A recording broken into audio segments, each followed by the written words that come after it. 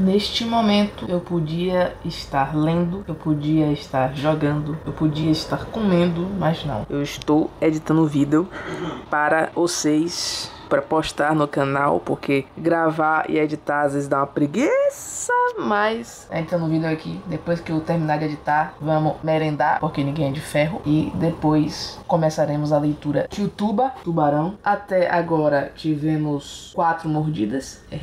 Tubarão é um livro muito bom, principalmente por não ser só ação, diferente do filme, que tem só tubarão e tubarão. Aqui não, tem pessoas e pessoas. O que acontece quando um tubarão começa a atacar uma cidade que é um balneário, uma cidade de veraneio, como as questões políticas e sociais são resolvidas aí. Muito legal esse livro. Daqui a pouco, daqui a alguns segundos, você vai ver resenha desse livro, beleza? Fui!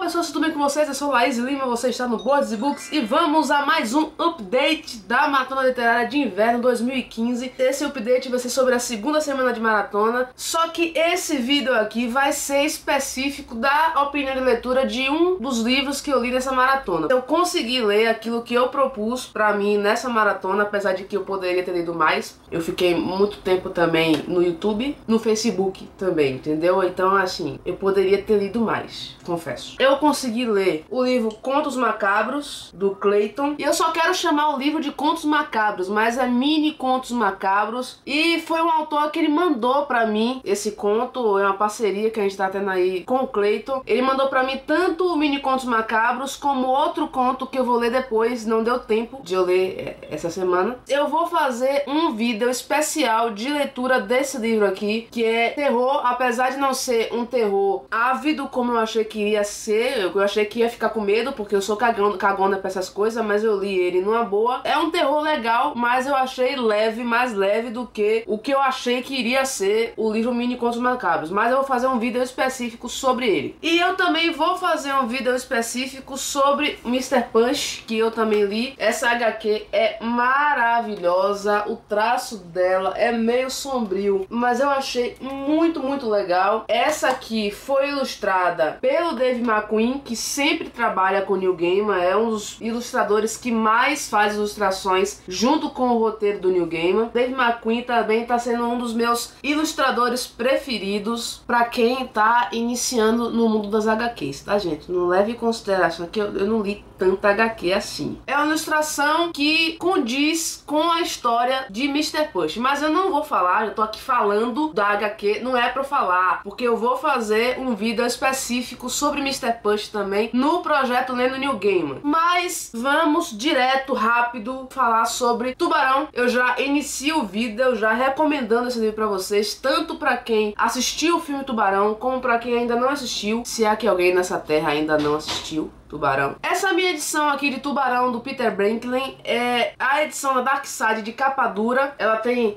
essa capa aqui com os dentões do tubarão, que o povo tanto fala dessa capa, que eu nunca vi em todo o vídeo que eu mostro esse livro aqui. 90% dos comentários é falando da capa desse livro. Não vou mostrar mais a edição dele, porque eu já mostrei em outros vídeos aqui. Eu vou deixar tudo aqui no i ou aqui embaixo pra vocês verem. Marquei algumas coisinhas, mas assim, não é aquele livro que você fica marcando o tempo todo, não. Eu marquei algumas coisas aqui porque foram algumas partes que eu achei interessantes. Marquei também algumas partes que tem os ataques do tubarão. Ele é o livro que inspirou o filme do Steven Spielberg. Um filme, inclusive, que foi muito difícil de ser gravado. Eu fui procurar depois como foi a gravação desse filme, que eu só assisti uma vez, fechando o olho, toda vez que ia ter um ataque de tubarão. Mas eu pesquisei depois e vi que foi um filme extremamente complicado de ser gravado, porque o Steven Spielberg, aquele gênio, resolveu filmar em uma praia de verdade. Então tinha problemas com locação, problemas no cenário, e tinha algumas coisas que apareciam assim do nada na gravação e que não era pra estar, mas o filme ficou sensacional. Foi um filme que ganhou milhares de prêmios. Tô exagerando, fez tudo não, mas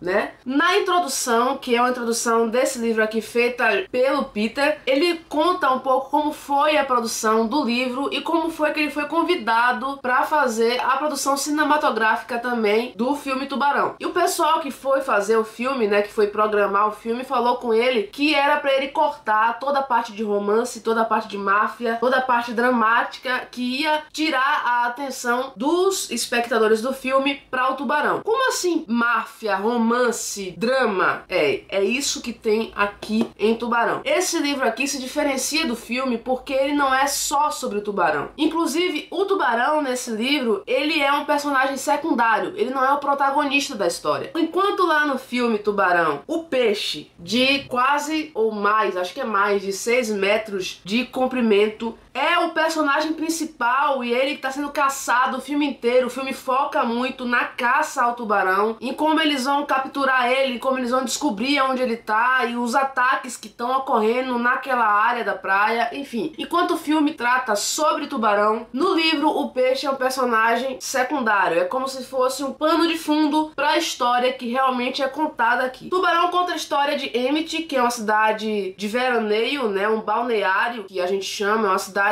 onde no verão os turistas vão pra lá e a população passa de 1.000 pessoas, chega a 10.000 pessoas na época de alta temporada, né, que é o verão lá. A cidade ela se divide em verão e inverno. O verão, que é onde os comerciantes vão começar a trabalhar com todas as forças, porque eles vão juntar todas as economias que vai chegar para a cidade durante o verão, que é quando os veranistas estão lá, para o inverno, que é a época de baixa temporada. Então o verão é que vai sustentar o inverno de Emmett. O problema é que no início de um dos verões da cidade de Emmett, uma pessoa morre. E aí nós vamos conhecer todos os personagens dessa história e todo o drama que vai acontecer nesse livro aqui. É uma leitura muito rápida. Eu li ele em 3 dias e depois eu fui ler as HQs e o mini contos macabros. Você não fica louco pra saber necessariamente ou simplesmente quando vai ser o próximo ataque, como vai ser o próximo ataque do tubarão. Você fica ansioso pra saber de todo o drama que acontece dentro dessa história. O primeiro capítulo já começa com um ataque de tubarão. Já de cara a gente vê o primeiro ataque que aconteceu na cidade de Emmett. Durante o livro, os ataques são esporádicos e servem como uma sombra. O tubarão tá sempre ali, constante no livro, a gente sabe que ele tá presente, é como se a presença dele estivesse no livro o tempo inteiro, mas ele não é o protagonista da história, ele tá ali para dar um pano de fundo para todo o drama que vai acontecer aqui. Durante o livro a gente vai conhecendo alguns personagens importantíssimos para o drama de Tubarão. O principal é o Brody, que é o chefe de polícia da cidade. Ele é casado com Ellen, que também é uma personagem extremamente especial para a história, traz uma contribuição muito importante para o drama todo do livro. Eu não sei porque que eu tô falando o tempo todo drama. E é o Brody que vai ser um dos personagens principais na caçada ao tubarão. E durante o livro, apesar da escrita ser feita em terceira pessoa, é um narrador onisciente, então tem vários pontos de vista. Inclusive tem o ponto de vista do peixe também, isso eu achei fantástico, mas eu vou falar daqui a pouquinho isso pra vocês. A gente tem muito o ponto de vista do Brody, e é ele que vai sustentar a história no decorrer do livro inteiro. Então é como se fosse vários personagens e vários pontos de vista, mas a linha condutora tá no ponto de vista do Brody. Durante o livro a gente vai conhecendo também alguns outros personagens, como o Hopper, que traz uma contribuição muito legal também para a história. O Hopper é um ictiologista, ele é especialista,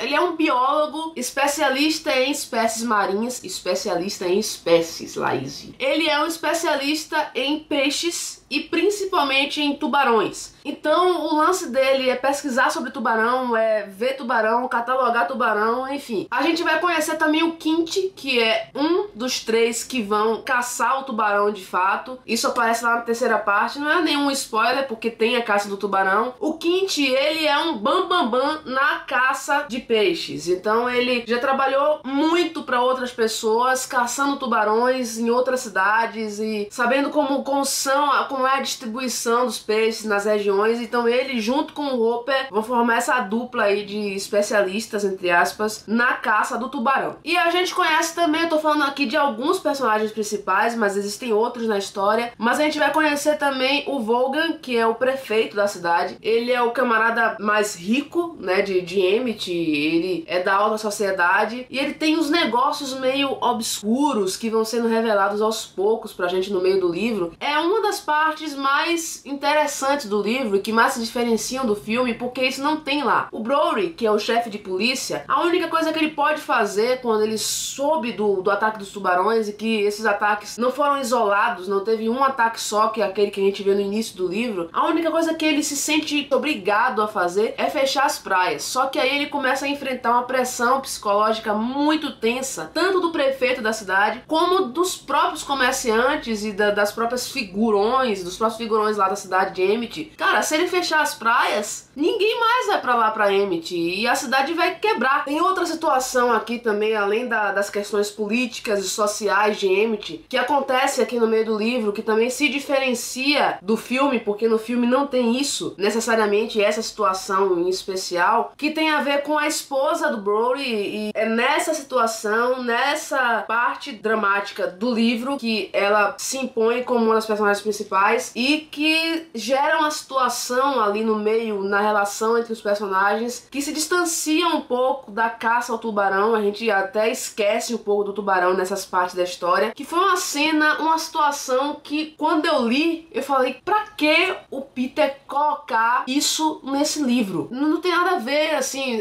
o drama é outro, a história é outra, eu entendo as questões políticas, eu entendo as questões sociais, mas isso, pra que colocar isso no livro? Num livro como esse, inclusive. Mas depois eu vim entender, depois no decorrer da história, eu vim sacar que ele não queria simplesmente colocar a história só com foco na caça ao tubarão, ou só com foco nas questões de Emmett, mas ele queria trazer questões essenciais de confiança nas pessoas, de relacionamentos interpessoais, não só políticas, não só sociais, mas interpessoais, entre um e outra pessoa. Não tem nem 300 páginas o livro, ele consegue trazer pra gente a essência e os pensamentos de cada personagem, como é que cada um se comporta diante do que ele foi, diante do que ele é hoje. O Brody, como um chefe de polícia que tá tentando achar uma solução pra tudo que tá acontecendo na cidade, ele precisa ser uma pessoa correta, íntegra, mas ele sofre uma pressão das autoridades. Ellen, que veio da alta sociedade, hoje é casada com um chefe de polícia de uma cidade pequena, de veraneio, e tenta de alguma forma voltar ou pelo menos reviver essa alta sociedade que ela um dia teve na vida. O Hopper, que é um jovem sonhador em busca das grandes visões dos tubarões, em busca dos seus grandes sonhos de trabalhar com isso. Ele não é nenhum especialista de fato, mas ele gosta e é apaixonado por aquilo que ele faz. Esse livro é dividido em 3 partes. As 2 primeiras se centram na apresentação dos ataques do tubarão e depois nas questões pessoais de cada personagem, nas questões sociais da cidade de Emmett, e a caça ao tubarão de fato só ocorre na 3ª parte do livro. Então assim, gente, eu recomendo muito